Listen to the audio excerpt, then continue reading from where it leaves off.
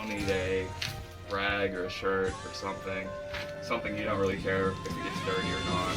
Because you'll need this. It smells like nail polish remover basically, so you need something that you don't really worry about.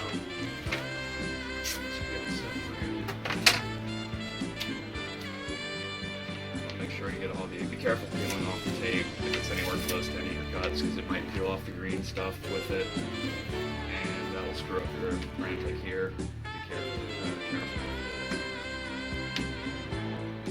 And all you'll want to do is lay the screen, or lay the green film down, same facing up, same side facing up as before, like when you were cutting it. And you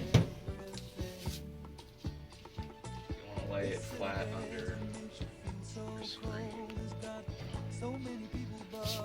And what you want to do is take the adhering liquid. Make sure you keep the caps on these if you're using someone else's, because it will stop working if you let it out without the cap on. And what I do is I just ball up a little piece of the shirt, grab some of it in, and be careful not to use too much of this stuff. I'll show you what usually I put some on.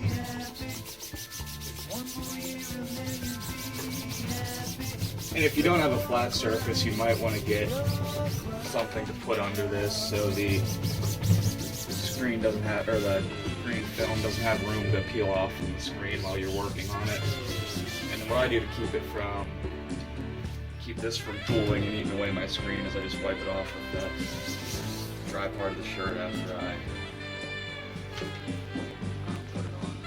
It just keeps everything clean and everything from pulling off and ruining the project. I'm pressing down pretty hard right now. You'll just have to work with it and do it however. I mean, just as long as nothing gets, as long as you don't let anything sit for too long and you don't leave any space under your project for it to move around, because that could really screw up your project in the long run. Once you get everything,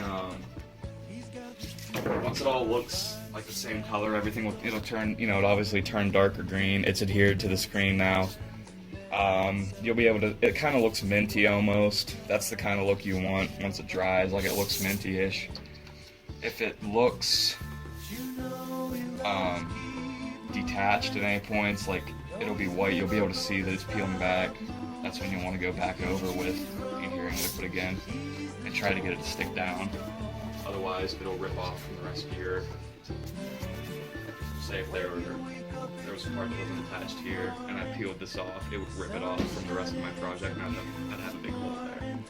So you just want to be really careful when you're peeling it off. This is where you kind of understand how this works. There's a plastic backing that you have to peel off here from the green. You just peel it slowly. Watch, like in here, you'll want to watch and make sure that nothing gets pulled up with it.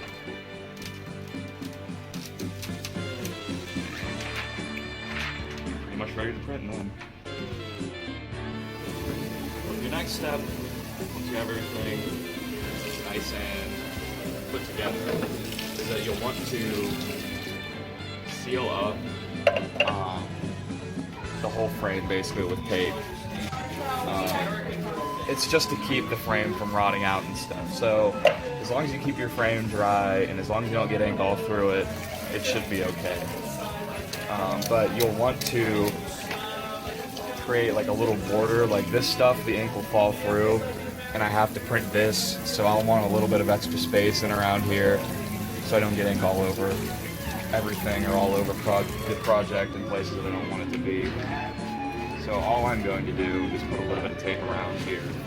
But if you're starting out, you'll probably want to wrap the whole thing just in tape, like from the border out, wrap it the whole way around. You cover it up like, you know, just as long as everything's sealed, and it'll make a watertight seal, and it will keep your frame and everything intact throughout the printing process. What I'm doing right now is I want this to be a two-part screen print because all of this is the same color, and then this is going to be like a rainbow type thing. It'll look like a prism when it's done. Instead of making two completely separate prints, this one was simple enough, nothing overlaps. You know, the two sides or the two colors won't overlap or anything, so I just put it all on one screen. And what I'm doing now is covering up the part that I don't want to be covered. I just cut out a little piece of paper and I'm taping it down over, and it'll work just fine to cover it up for a print. And then what I'll do is just the opposite for the next color.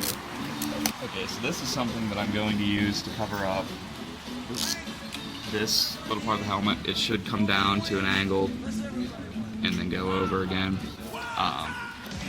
And you can also use this for patching up. Say if I got like a hole over here, or like this ripped out and you wanted to fill it back in, but like to the contour of like the picture. I'll show you. Basically what I'm going to do is just cut this out. You gotta be very careful though if you have to do this. It's kind of either a last resort thing or something if once you get the hang of it you can do. But because you really don't want to cut through your screen. But if you have something you need patched up, which pretend this is patched now, what I would do is come in here on the tape and just cut it out as if it was the screen. Or as if it was the green stuff. And then basically what I'm doing is just cutting out what I want to cut out. And then pull it off. There you go. See, I almost cut through the screen there, but luckily I didn't. Alright, once you have everything set up, and you have your ink and your squeegee, what you want to do is get a couple blobs of ink. This thing may not work, but I'll get it. Just get some ink and put it up against. Try not to put too much on. You'll only need a little bit.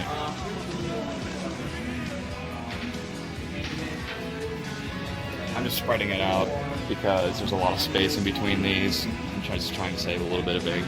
Usually I just line it all up on one end and then go the whole way across. But for this, I'll just do it like that. And then all you have to do, you can get someone to hold it down for you if you want, if you have a bigger screen or a frame that's not completely square and flat to the ground, or to the surface. This one's pretty flat, so I can do it myself. All I'm gonna do is take a squeegee, make sure it's dry, or it will make your ink bubble when it dries. Just take it, hold it at an angle, and press decently hard on it. Go. And then when you have extra, try to save the ink because again it's kind of expensive in art supply. And here, I left this open. I'll show you what I mean by it will seep through if you don't cover the whole thing up. Just take this out. But basically, I'll see through up here, see how I got through, but if I were to squeeze that, it would be just as dark as everything else, so it might screw up your project. That's about all I'm doing with that, see. I'm just getting... To clean it out, you just basically want to get the ink out from the screen itself, otherwise it'll dry in there and you won't be able to use your screen anymore. And it's a little wet, dude. Yeah, that's fine.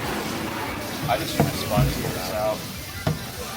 It's the easiest thing to just wipe over your project. It doesn't stretch it that bad. You don't want to use hot water either because I think it distorts the screen a little bit. Like it heats it up and lets it stretch. That's why I always use cold water when I clean these out, because if you have a two-part print, it may not line up if you let it stretch out with hot water. But it obviously won't look perfect. It's about as clean as it'll get. So when I was saying be careful not to cut through the screen, I accidentally did. That's a pretty big hole actually for being in a screen. That will bleed. I mean, you can see here that it's not perfect around in here, like it bled a little bit. That's what'll happen if, you know, when you cut through the screen like that. It's not terrible for this situation, but in some projects that could be a project ruining hole. So you just have to be really careful because this stuff is already stretched tight and it's very easily cut. So super careful. So for two-part prints, you have to line up obviously your two parts so they fit together. This one's easier because all of this is one part and all of this is another part and they're not layered on top of each other. But the same principle kind of goes for each type of layered project. So once I have it lined up like this, I'm going to do the same thing I did before, except I'm going to cover up this side and print it over here. So what I'm going to do is grab these.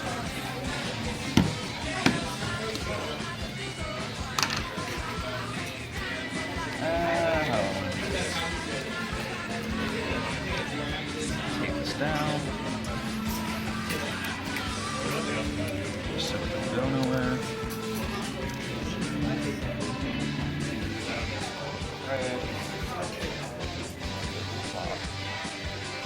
This is also, you can blend colors too. I'll show you this, I guess. It's kind of actually handy.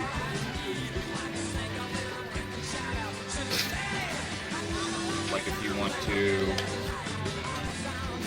kind of shade something or do multicolors, you can. It's not terribly hard.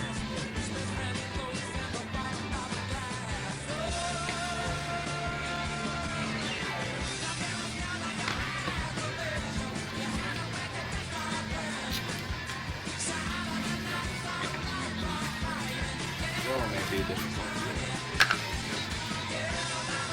Yeah, you might want to film it for now. I'm just filming again. Okay, yeah, that's fine. It's not much to stand anyways. It doesn't matter. Yeah, that's fine. So once you get your colors lined up, the best way to do it is so that they just touch, like they're not already mixed before. Blue. These colors might not mix very well because they're not very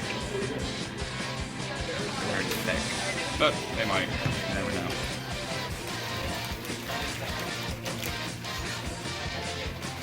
So you get it lined up, and then you just pull it.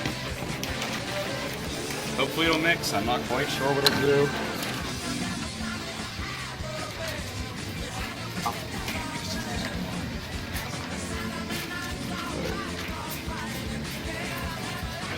Yeah, see, they didn't mix that well because they're really thick, but it's alright. I could have mixed them a little bit before, but you can do streaks and stuff like that. You can always go back over it, and they'll mix a little more.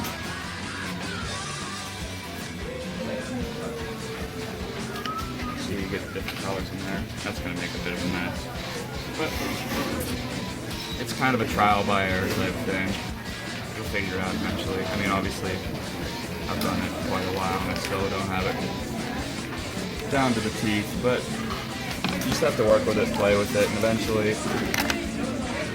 they'll come out. You see, it's not terrible. Eventually they'll come out the way you want them to. You just have to be really careful and take your time.